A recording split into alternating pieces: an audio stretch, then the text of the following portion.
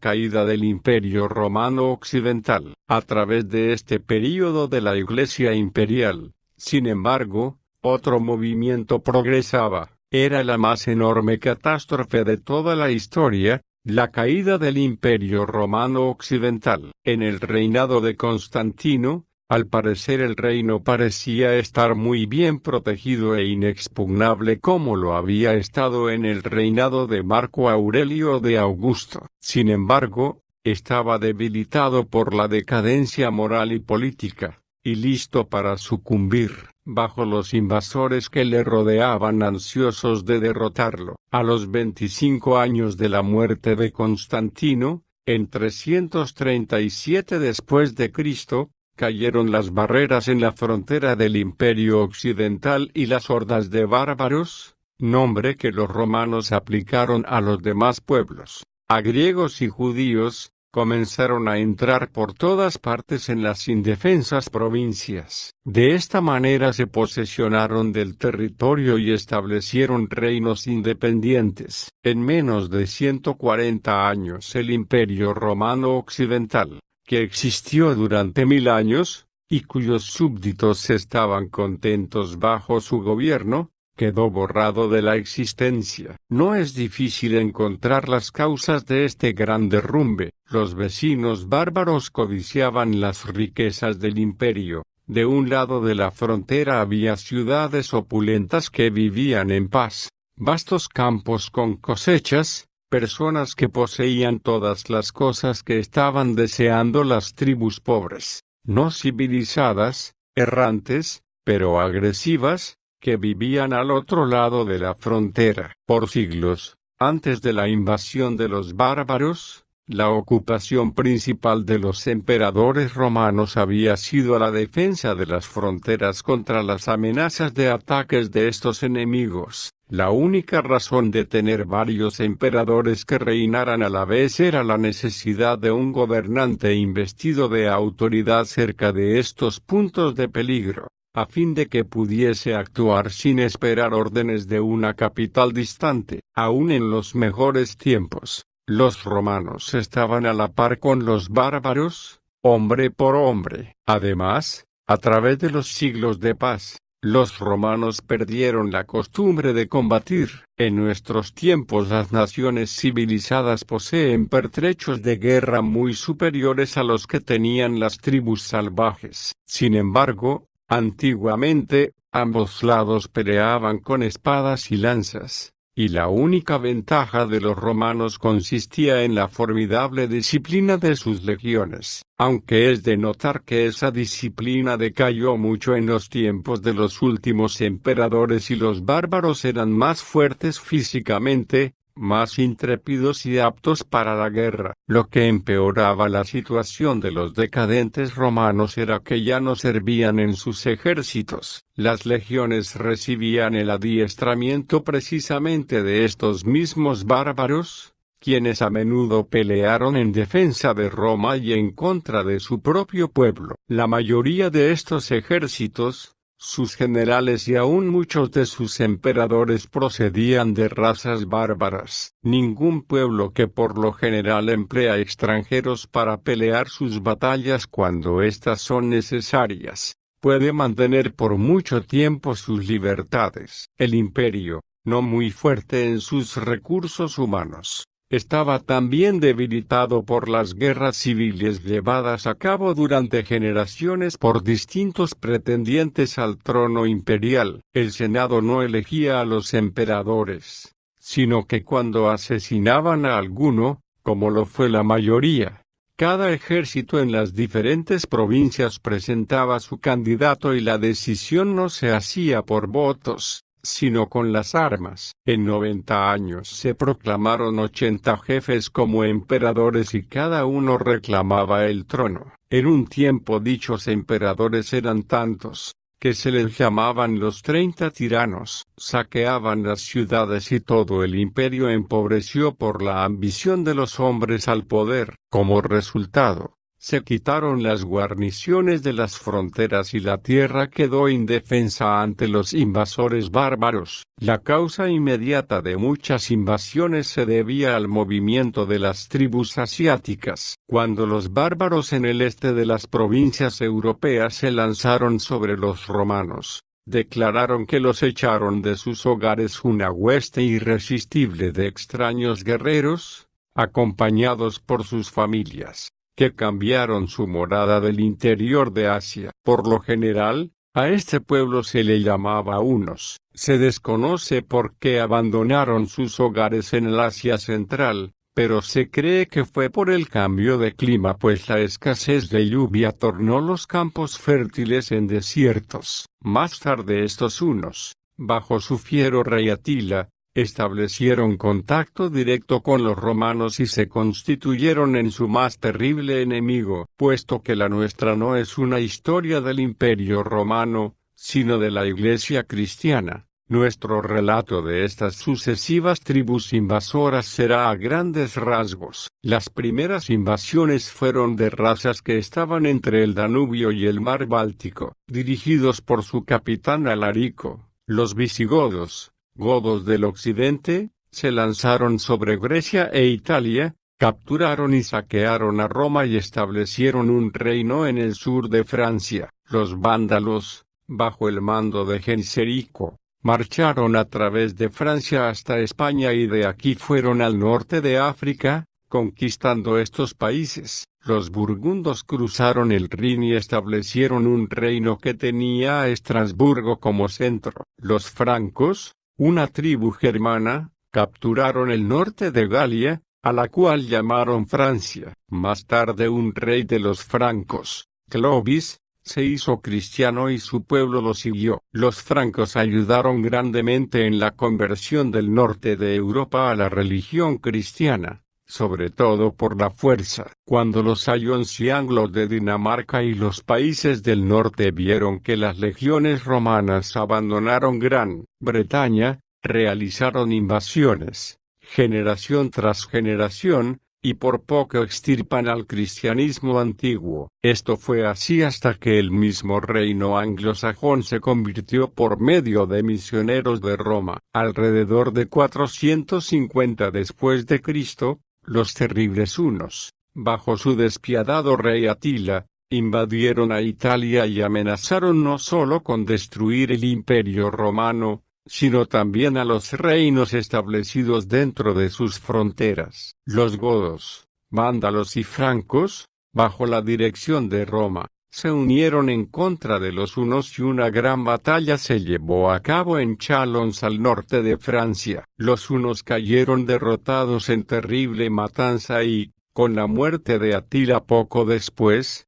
el poder de estos tuvo fin. La batalla de Chalons, 451 después de Cristo, trajo como resultado que a Europa no la gobernarían los asiáticos, sino que se desarrollaría de acuerdo a su propia civilización. Por estas sucesivas invasiones y divisiones, el otrora vasto imperio romano quedó reducido a un pequeño territorio alrededor de la capital. En 476 después de Cristo, una tribu relativamente pequeña de germanos, los érulos, bajo su rey Odoacro, tomó posesión de la ciudad y destronó al niño emperador, llamado Rómulo Augusto y apodado Augusto el Pequeño. Odoacro asumió el título de rey de Italia y desde ese año, 476 después de Cristo, el Imperio Romano Occidental desapareció. Desde la fundación de la ciudad y del Estado,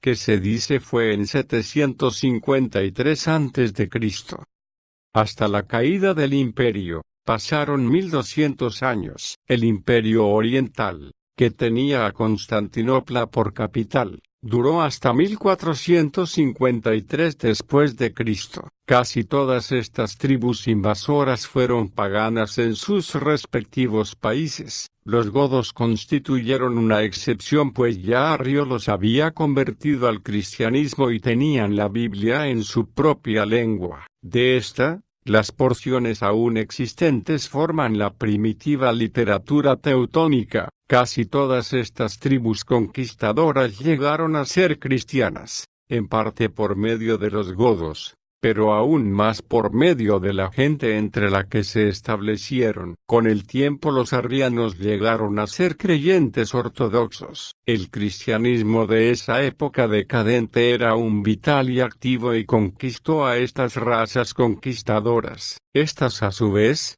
por su sangre vigorosa, contribuyeron a hacer una nueva raza europea. Ya hemos visto que la decadencia y caída del poder imperial romano solo provocó que aumentara la influencia de la Iglesia de Roma y sus papas a través de toda Europa, de modo que aunque el imperio cayó, la Iglesia aún conservaba su posición imperial. Líderes del período. Debemos ahora mencionar algunos de los líderes en este período de la Iglesia imperial. Atanasio, 293 al 373 después de Cristo.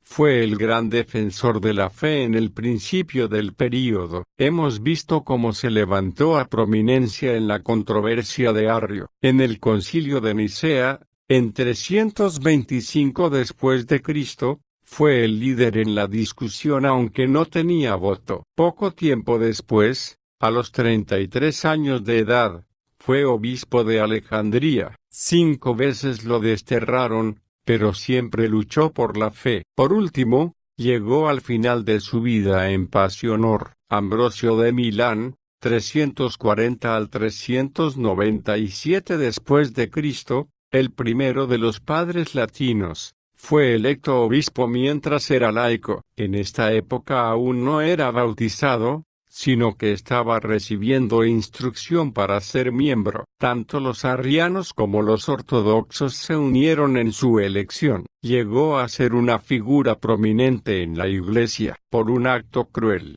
reprendió al emperador Teodosio y lo obligó a hacer confesión. Después, el emperador lo trató con alta estimación y lo eligieron para predicar durante su funeral. Escribió muchos libros, pero su mayor honor consistió en recibir en la iglesia al poderoso Agustín. Juan, apodado Crisóstomo, la boca de oro debido a su elocuencia sin igual, fue el más grande predicador del período. Nació en Antioquía en 345 después de Cristo. Llegó a ser obispo o patriarca de Constantinopla en 398 después de Cristo, y predicó a inmensas congregaciones en la iglesia de Santa Sofía. Sin embargo, su fidelidad, independencia, celo reformador y valor, desagradaba a la corte. Lo desterraron y murió en el destierro en 407 después de Cristo,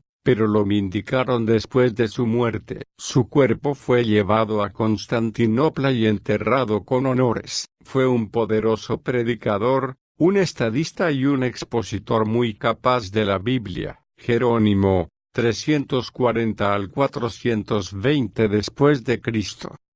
Fue el más erudito de los padres latinos. Recibió en Roma una educación en literatura y oratoria, pero renunció a los honores del mundo por una vida religiosa, fuertemente matizada de ascetismo. Estableció un monasterio en Belén y vivió allí por muchos años. De sus numerosos escritos, el que tuvo una influencia más extensa fue su traducción de la Biblia a la lengua latina, una obra conocida como la Vulgata, a saber, la Biblia en lenguaje común, que aún es la Biblia autorizada de la Iglesia Católica Romana. Agustín es el nombre más eminente de todo este período. Nació en 354 después de Cristo, en el norte de África. Desde muy joven fue un brillante erudito, pero mundano, ambicioso y amante del placer. A los 33 años llegó a ser cristiano por la influencia de su madre Mónica, la enseñanza de Ambrosio de Milán y el estudio de las epístolas de Pablo. En 395 después de Cristo, le nombraron obispo de Hipona, en el norte de África, al empezar las invasiones de los bárbaros. Entre sus muchas obras, La ciudad de Dios fue una magnífica defensa a fin de que el cristianismo ocupase el lugar del decadente imperio. Sus confesiones son una profunda revelación de su propio corazón y vida. Sin embargo, su fama e influencia están en sus escritos sobre teología cristiana, de la cual fue el mejor exponente desde el tiempo de Pablo. Murió en 430 después de Cristo. Cuarto período general. La Iglesia medieval, desde la caída de Roma hasta la caída de Constantinopla, 476 al 1453, proceso del poder papal. En este período de casi 1000 años, nuestro interés se dirigirá a la Iglesia occidental o latina. Su sede de autoridad estaba en Roma, que aún era la ciudad imperial, aunque su poder político ya no existía. Poca atención se le dará a la Iglesia griega, gobernada desde Constantinopla, excepto cuando sus asuntos se relacionen a la historia del cristianismo europeo. No referimos los hechos en su orden cronológico, sino que examinamos grandes movimientos, a menudo paralelos. El hecho más notable en los 10 siglos de la Edad Media es el desarrollo del poder papal. Ya hemos visto cómo el Papa de Roma afirmaba ser obispo universal y cabeza de la Iglesia. Ahora afirma ser gobernador sobre las naciones, los reyes y emperadores. Este desarrollo tuvo 3 períodos: crecimiento, culminación y decadencia. El período de crecimiento del poder papal empezó con el pontificado de Gregorio I, el Grande, y llegó a su apogeo bajo Gregorio V, mejor conocido como Hildebrando. Debe notarse que desde los tiempos primitivos cada papa al asumir su oficio cambiaba de nombre y Gregorio V es el único papa cuyo nombre de familia se destaca en la historia después de su ascensión a la silla papal. Gregorio I fue el eclesiástico del que se cuenta la conocida historia de que al ver algunos cautivos en Roma de cabello claro y de ojos azules, y al preguntar quiénes eran, se le contestó que eran angli, ingleses. A esto respondió: non angli, sed angeli, no anglos, sino ángeles. Después, cuando llegó a ser papa, envió misioneros a Inglaterra para cristianizar al pueblo. Extendió el reino de su Iglesia animado de un interés activo en la conversión de las naciones europeas que aún permanecían paganas y trayendo a la fe ortodoxa a los arrianos visigodos en España. Gregorio resistió con éxito las pretensiones del patriarca de Constantinopla al título de obispo universal. Convirtió a la Iglesia en virtual gobernante en la provincia alrededor de Roma. De esta manera preparó el poder temporal o político. También desarrolló ciertas doctrinas de la Iglesia romana, sobre todo la adoración de las imágenes, el purgatorio y la transubstanciación, o la creencia de que en la misa o comunión el pan y el vino se transforman milagrosamente en el verdadero cuerpo y la sangre de Cristo. Fue un gran defensor de la vida monástica, habiendo sido monje él mismo. Gregorio I fue uno de los administradores más capaces en la historia de la Iglesia romana y bien merecía su título el Grande. Bajo una serie de papas y durante cientos de años la autoridad del pontificado romano aumentó y se reconoció en sentido general. Se pueden nombrar ciertas causas para este creciente poder del papado. Una razón de por qué tantos aceptaban el gobierno de la sede romana se debía a que en las primeras épocas de este período, la influencia de los papas estaba sobre todo en su poder para ejercer la justicia. La Iglesia estaba colocada entre los príncipes y sus súbditos para reprimir la tiranía e injusticia, para proteger a los débiles y para demandar los derechos del pueblo. En los palacios se persuadió a más de un gobernante a recibir de nuevo una esposa repudiada injustamente y a observar cuando menos la forma exterior de la decencia. Hubo muchas excepciones, pues se sabe de papas que adulaban a príncipes impíos, Pero el espíritu general del papado al principio de la Edad Media era en favor del buen gobierno. Las rivalidades e incertidumbres del gobierno secular estaban en marcado contraste con la firmeza y uniformidad del gobierno de la Iglesia. Durante casi todos estos siglos Europa estuvo en condición decadente, pues sus gobernantes se levantaban y caían. Un castillo luchaba contra otro y no existía autoridad plena y duradera. El antiguo imperio cayó en el siglo V y Europa estuvo casi en un caos hasta el siglo IX, cuando el imperio de Carlomagno se estableció. Casi todos sus sucesores inmediatos fueron hombres débiles. Muchos de ellos buscaron la ayuda de Roma y estuvieron dispuestos a hacer concesiones de poder para obtenerla. Una vez que la Iglesia obtenía el poder a expensas del Estado,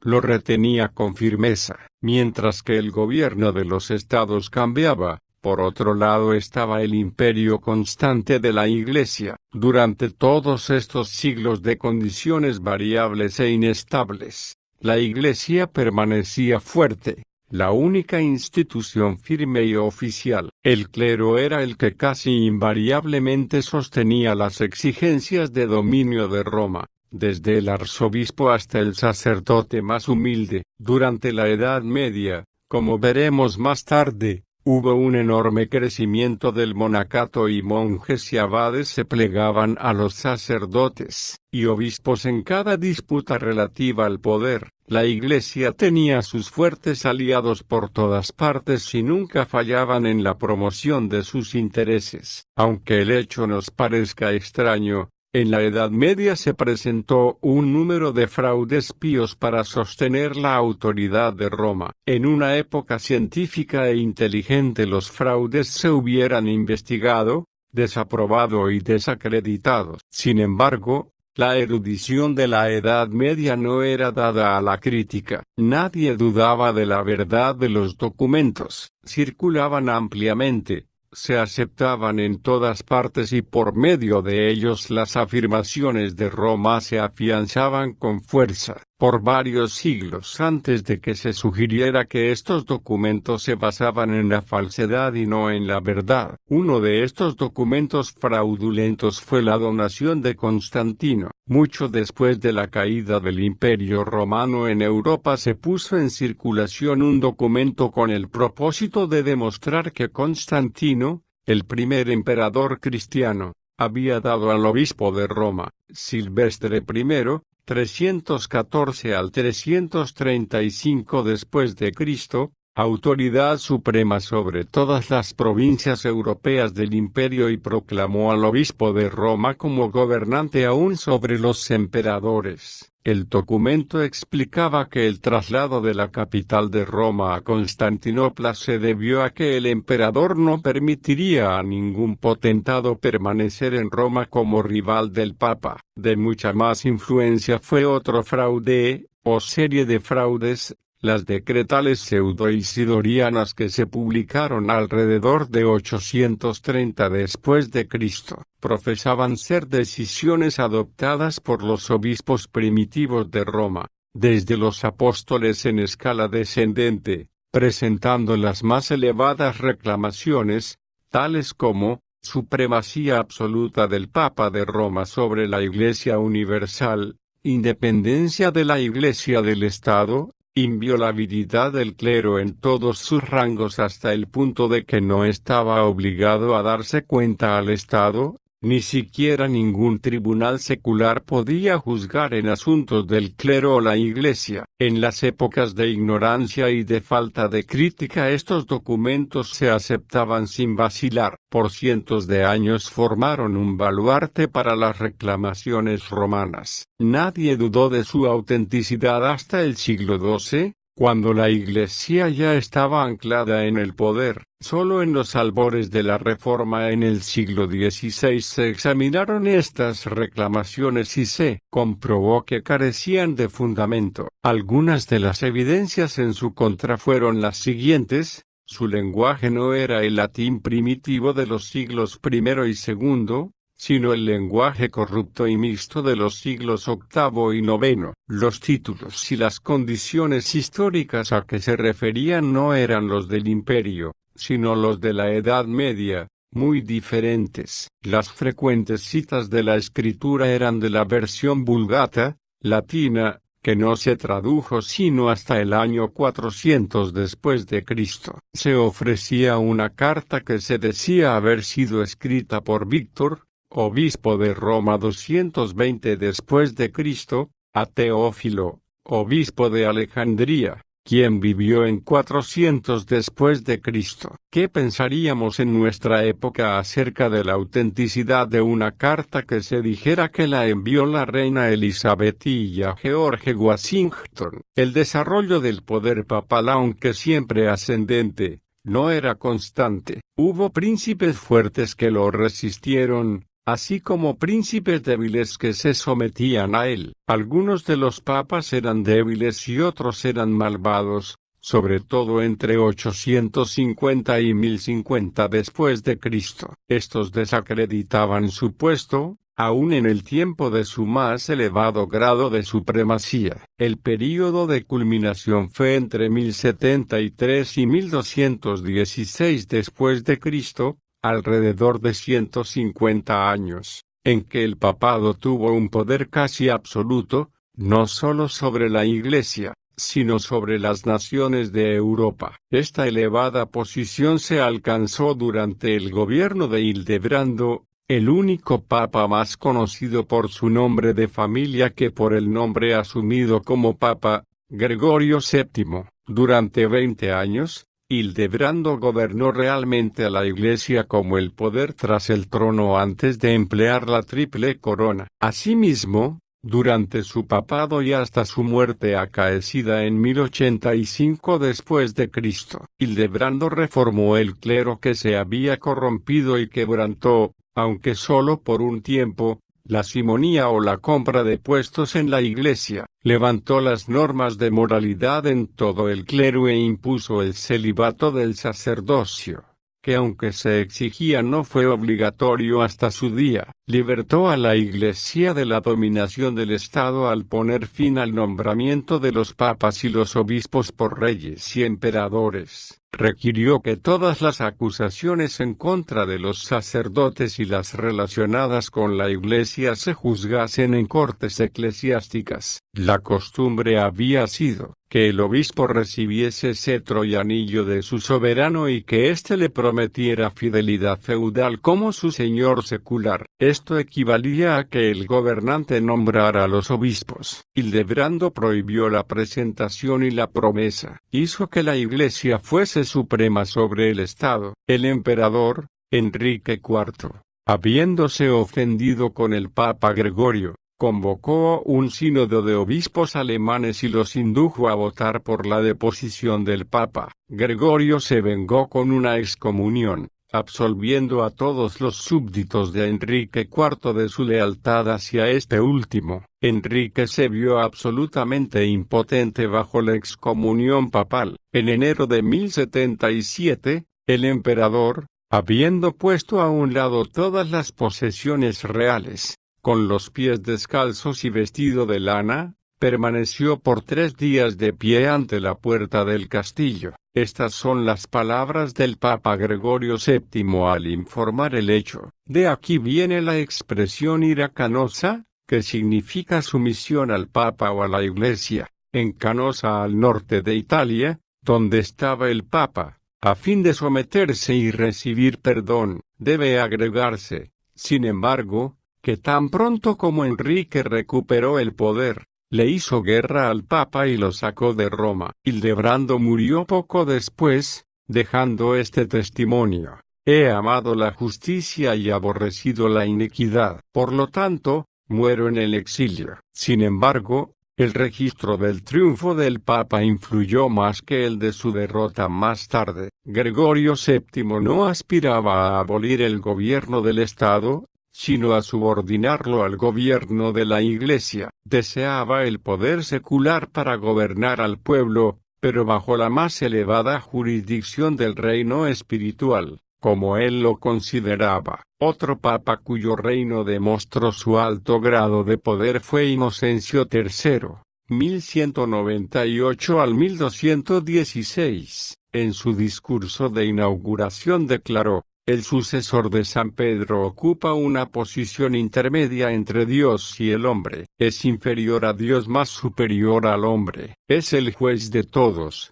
mas nadie lo juzga. En una de sus cartas oficiales escribió que al Papa no solo se le encomendó la Iglesia, sino todo el mundo, con el derecho de disponer finalmente de la corona imperial y de todas las demás coronas. Elegido para ocupar el cargo a los 36 años, a través de su reinado sostuvo con éxito estas altas pretensiones. Eligió para desempeñar las funciones de emperador a Otón IV de Brunswick, quien reconoció en público que tenía la corona por la gracia de Dios y la sede apostólica. Más tarde, debido a la insubordinación de Otón, lo depuso e hizo que se eligiera a otro emperador. Asumió el gobierno de la ciudad de Roma decretando leyes para sus funcionarios, siendo él mismo señor supremo. En realidad estableció de este modo un estado bajo el gobierno directo del papado, gobierno que fue el precursor de los estados de la Iglesia. Obligó al licencioso Felipe Augusto, rey de Francia, a que recibiese de nuevo a su esposa de quien se había divorciado injustamente. Excomulgó al rey Juan sin tierra, inglés. Le obligó a rendir su corona al legado papal y a recibirla de nuevo como súbdito del Papa. Inocencio III puede considerarse como el mayor de los papas en poder autocrático. Sin embargo, no hubiera llegado a tal grado de autoridad si Hildebrando no hubiese alcanzado la grandeza antes que él. Mientras Europa salía del crepúsculo de la Edad Media y la lealtad nacional se levantaba para competir con la eclesiástica, la decadencia del poder papal empezó con Bonifacio VIII en 1303. Tenía pretensiones tan elevadas como cualquiera de sus predecesores, pero se pasaban por alto. Bonifacio prohibió a Eduardo I de Inglaterra que decretase impuestos a la propiedad de la Iglesia y a las entradas o tesoros sacerdotales. Sin embargo, se vio obligado a ceder al rey, aunque en forma de arreglo por el cual los sacerdotes y obispos daban parte de sus entradas para las necesidades del reino. Riñó con Felipe el Hermoso de Francia, quien le hizo guerra, se apoderó del Papa y le encarceló. Aunque lo liberaron, murió de tristeza poco después. Desde 1305, durante más de 70 años, los papas se eligieron bajo las órdenes de los reyes de Francia y estaban subordinados a su voluntad. Al período de 1305 a 1378 se le conoce como la cautividad babilónica. Por orden del rey francés, la sede del papado se trasladó de Roma a Aviñón, al sur de Francia. Los papas se convirtieron en jefes nominales sin verdadera influencia o poder bajo el gobierno francés. Otros aspirantes al papado surgieron en Roma y por doquier, en diferentes países, papas y antipapas. Las órdenes papales se desobedecían libremente. Las excomuniones se obviaban. Por ejemplo, Eduardo III de Inglaterra ordenó al legado papal que saliera de su reino. En 1378 el papa reinante, Gregorio XI, volvió a Roma y en 1414 se celebró el Concilio de Constanza para decidir entre las reclamaciones de 4 papas. Todos se depusieron y se escogió uno nuevo. Desde 1378, los papas han continuado morando en Roma, como siempre, alentando pretensiones muy elevadas, pero incapaces de ponerlas en vigor. Surgimiento del poder musulmán. El movimiento que enseguida reclama nuestra atención es la religión y el imperio que Mahoma fundó al principio del VI siglo y que arrebató provincia tras provincia de los emperadores griegos de Constantinopla, hasta su extinción final. Esto trajo a la Iglesia oriental a una sujeción que rayaba en la esclavitud, incluso amenazaba con la conquista de Europa. Después de 13 siglos la fe mahometana aún domina a más de 200 millones de personas y en el continente de África sigue creciendo. Su fundador fue Mahoma,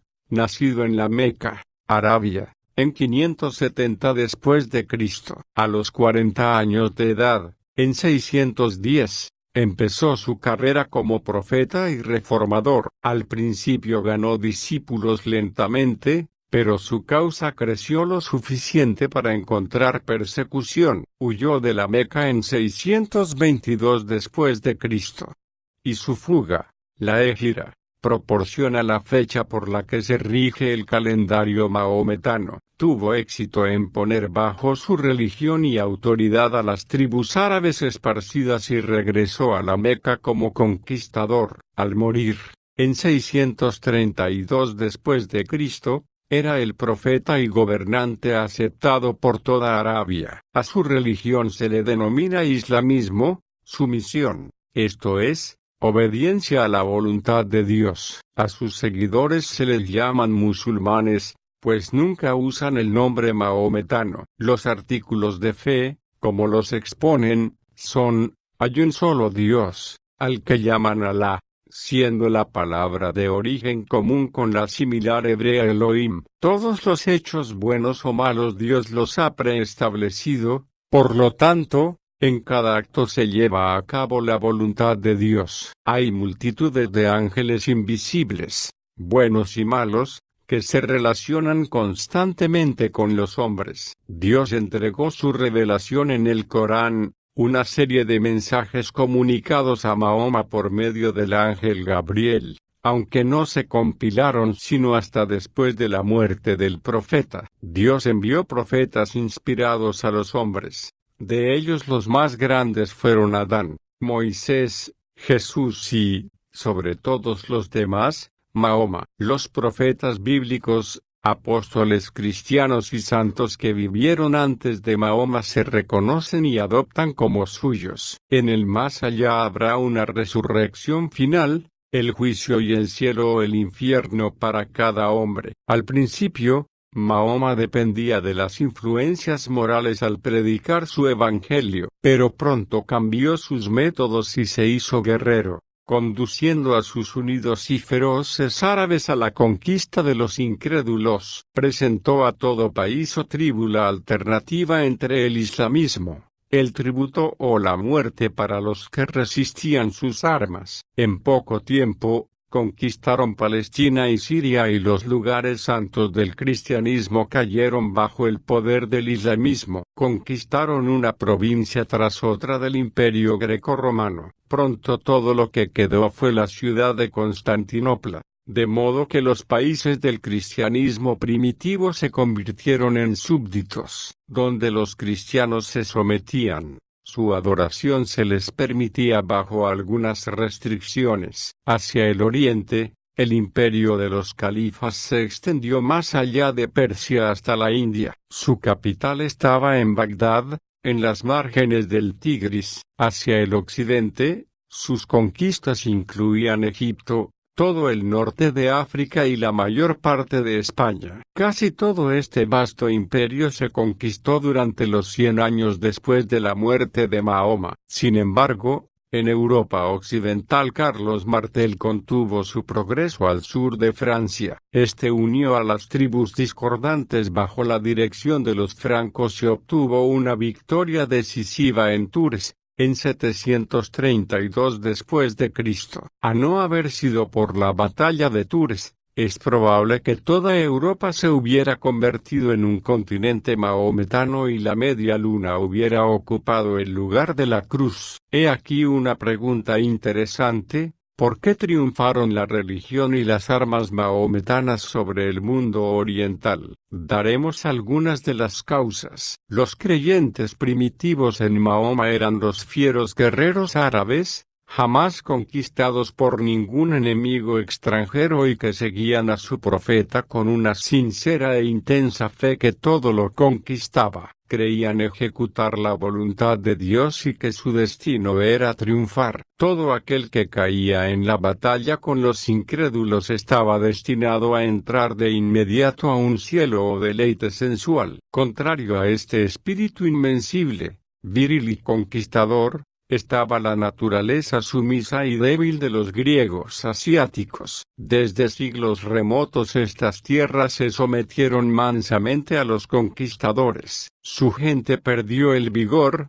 preferían rendirse que tomar la espada y pagar tributo en lugar de defender su libertad. Gran parte de la población del imperio griego eran monjes y eclesiásticos, listos para orar pero no para pelear. El islamismo fue muy superior al paganismo al cual desplazó en Arabia y en tierras al este de esa península. Además, debe admitirse que era más fuerte que el tipo de cristianismo que encontró y venció. Desde mucho antes, la Iglesia oriental, no así la occidental, había cesado en sus esfuerzos misioneros. Había perdido su energía y se inclinaba a la especulación en vez de al esfuerzo moral o espiritual. En su grado más elevado, en la religión de Mahoma se encontraban, y aún se encuentran, algunos aspectos favorables, elementos de valor para el mundo. Uno era su sencillez de doctrina. Creía en un Dios al que cada hombre debía obedecer incondicionalmente. No tenía un sistema de teología intrincado y misterioso que diera lugar a controversias interminables e inútiles. No hacía falta erudición para entender los artículos de la fe mahometana. Otro rasgo del islamismo era su oposición a la adoración de las imágenes. Por todo el mundo cristiano las estatuas de los dioses antiguos de Grecia simplemente habían dado el lugar a las imágenes y cuadros de la Virgen María y de los santos,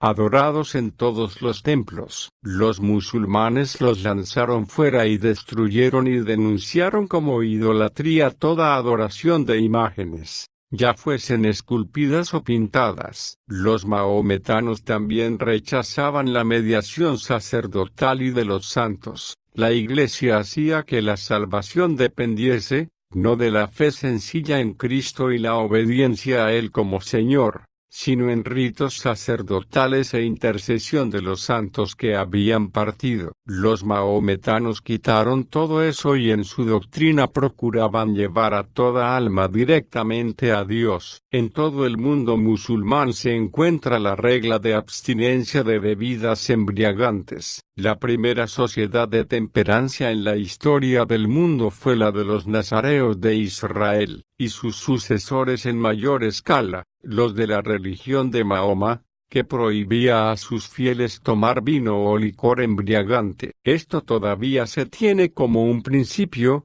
pero no se pone en práctica universalmente cuando los mahometanos viven en contacto con los europeos. En el período primitivo, bajo califas, tanto la literatura como la ciencia adelantaron. Los árabes nos dieron la numeración arábiga que fue un gran adelanto con respecto al sistema romano de numeración mediante letras. En el campo de la astronomía dieron a conocer una de las primeras clasificaciones de las estrellas. Las cortes de los califas de Bagdad eran un centro literario. La España mahometana estaba más adelantada en cultura y civilización que los reinos cristianos de ese período en la península, pero todo el progreso intelectual cesó cuando los turcos bárbaros sucedieron a los ilustres sarracenos como jefes en el movimiento islámico. Para no hacer nuestro cuadro del islamismo más favorable de lo que la verdad puede apoyar,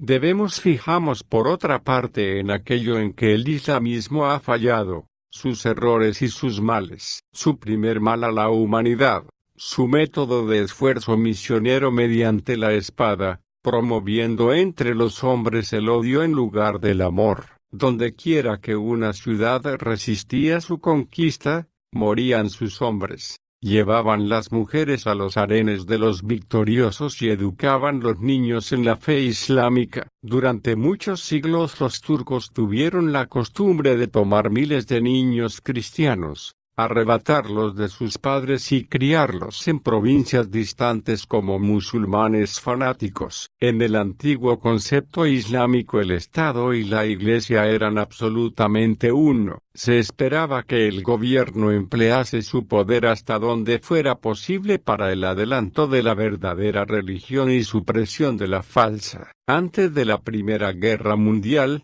1914 al 1918, el sultán de Turquía era también el califa, sucesor de Mahoma. Cuando Turquía se convirtió en república, destronaron al sultán y abolieron el califato. Con la modernización de Turquía, se efectuaron otros cambios. Un hecho significativo fue la traducción del Corán al idioma vernáculo. En Estambul, en 1932, el Corán se leyó en la mezquita de Santa Sofía por primera vez en el idioma turco. El concepto mahometano de Dios se basa más bien en el Antiguo Testamento que en el Nuevo Testamento. Para la mentalidad árabe, Dios es un déspota oriental, implacable y terrible, sin amor para la humanidad fuera de los seguidores del profeta. El islamismo prácticamente deja a Cristo fuera de su sistema. En el concepto mahometano no es el Señor del reino celestial,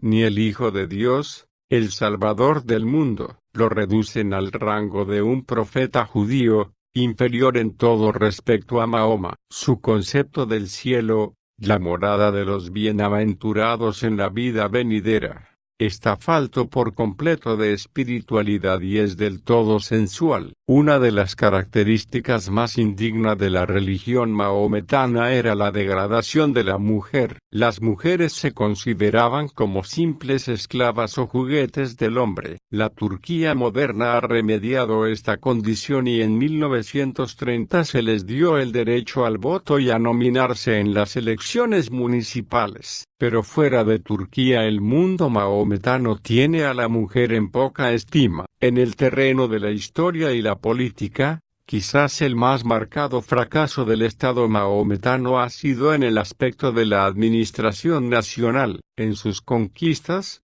los mahometanos eran maravillosos, casi milagrosos. Barrían en irresistible torrente a través de continentes, desde China hasta España. Sin embargo, no demostraron fuerza para establecer un gobierno sabio y justo en los imperios que fundaban. Los países islámicos eran los que peor se gobernaban en el mundo. Pongamos en contraste la historia de los turcos en este sentido con la de los antiguos romanos, que demostraron que no solo podían conquistar un gran imperio, sino también gobernarlo con sabiduría, trayendo prosperidad a cada país que conquistaban. Prosperidad a cada país que conquistaban. Prosperidad a cada país que conquistaban. Prosperidad.